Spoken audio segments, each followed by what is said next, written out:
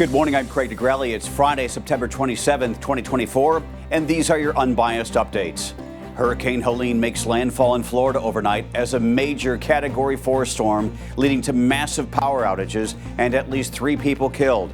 We'll bring you the storm's latest path. And a Major League Baseball team plays its final game after 57 years. We have the emotional moments from Oakland. From the Straight Arrow News Studio, bringing the stories that matter to you from across the United States and around the world. These are today's Unbiased Updates.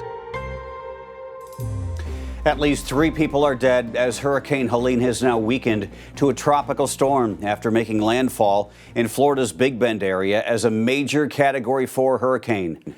Helene bringing the anticipated life-threatening storm surge, strong winds, and heavy rains as it batters Georgia. Meteorologists say just because the storm has weakened significantly does not make it less dangerous. Authorities in Florida had to rescue people who were trapped after the massive storm passed. This morning there is heavy flooding. One person was killed on I-4 near Tampa when a sign fell on their car. Authorities in Wheeler County, Georgia also say 2 people were killed when an apparent tornado overturned a mobile home. Right now, more than 1 million people in Florida are without power and hundreds of thousands more in Georgia. That number is steadily growing. Power outages linked to Helene have also been reported in South Carolina and North Carolina. The National Hurricane Center says tropical storm conditions will be felt throughout the southeast today, with strong, damaging winds likely to, quote, penetrate as far inland as the higher terrain of the southern Appalachians. President Donald Trump says he will meet with Ukrainian President Zelenskyy to hear his victory plan. This after there was some doubt whether the meeting between the two would occur after both Trump and Zelenskyy have been critical of each other. That meeting is set to happen at Trump Tower in New York this morning. On Thursday, the Ukrainian president met with both President Joe Biden and Vice President Kamala Harris to discuss his plan to defeat Russia.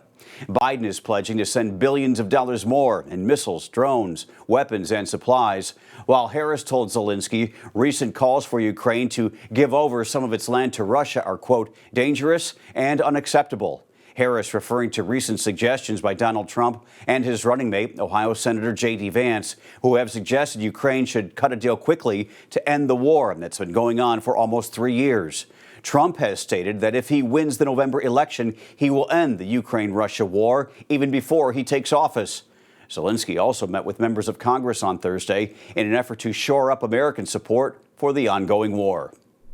Federal law enforcement officials are expected to announce criminal charges today in connection with the recent Trump campaign hack, which has been linked to Iranian efforts to influence the 2024 presidential election. Investigators say Iran gained access to Trump campaign emails and sent files to various media outlets and the Biden-Harris campaign this summer, before President Biden dropped out of the race and Vice President Kamala Harris took over as the Democratic nominee.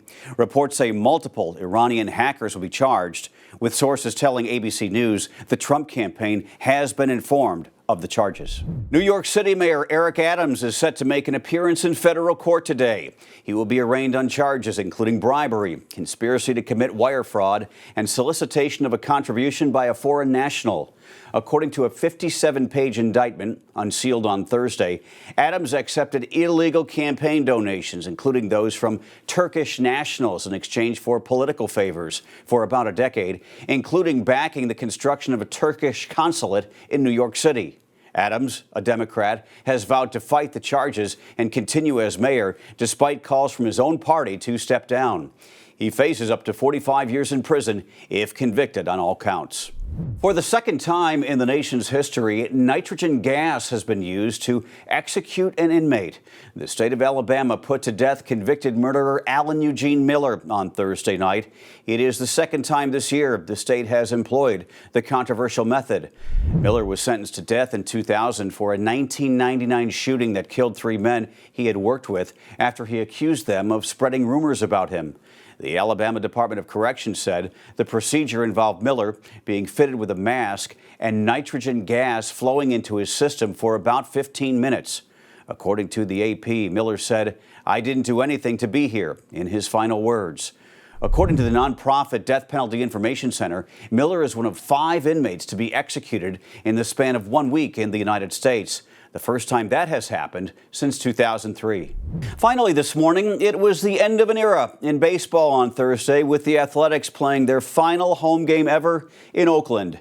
In front of a sold-out crowd of nearly 47,000 fans at the Oakland Coliseum, the A's ended their 57-year run in the East Bay with a victory, defeating the Texas Rangers 3-2. The game had plenty of emotion as well. Some interruptions, too. Somebody actually threw a smoke bomb onto the field, and a fan ran onto the field and made a dash for it as well. In the end, A's fans soaked up all the memories, staying well past the final out. The team will now relocate to Sacramento for the next 3 seasons before moving to their new permanent home in Las Vegas in 2028. I guess we'll always have the movie Moneyball to watch for nostalgia. Those are your unbiased updates for this Friday. We'll see you back here on Monday. For all of us here at Straight Arrow News, I'm Craig DeGrelli. Have a great weekend.